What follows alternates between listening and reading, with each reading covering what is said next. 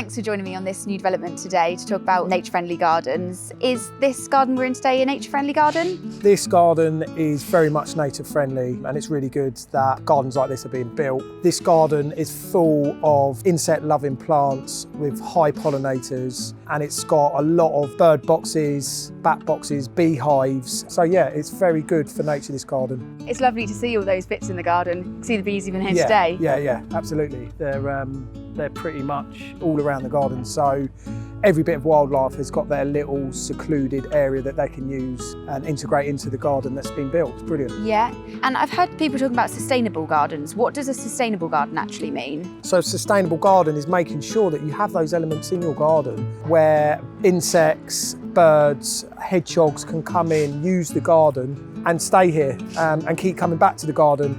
Where would you start if you wanted to redesign and make your garden a nature-friendly or a sustainable garden? Putting more plants in your garden is the key. If you can't do that, put bird feeders up in the trees. If you haven't got trees and you've got pergolas or any hard landscaping in the garden, hang them off the side of that. There's areas of the garden you can quite easily bring that nature element into it.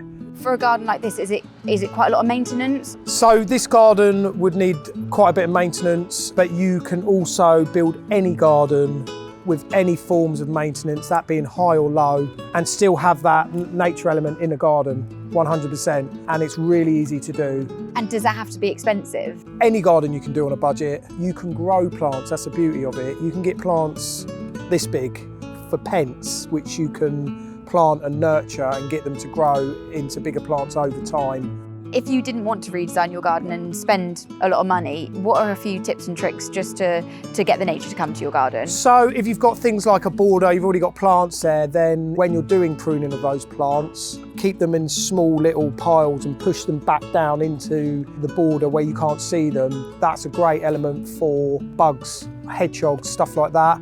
And can you combine a nature-friendly garden with a contemporary garden? Yeah, so contemporary gardens are coming about more and more because people want low maintenance gardens. There's a lot of plants out there that people aren't aware of that are really architectural, like clipped bay trees, are really high in pollen. So there's ways of integrating plants like that you still got a lovely modern garden, but the nature is still getting to it.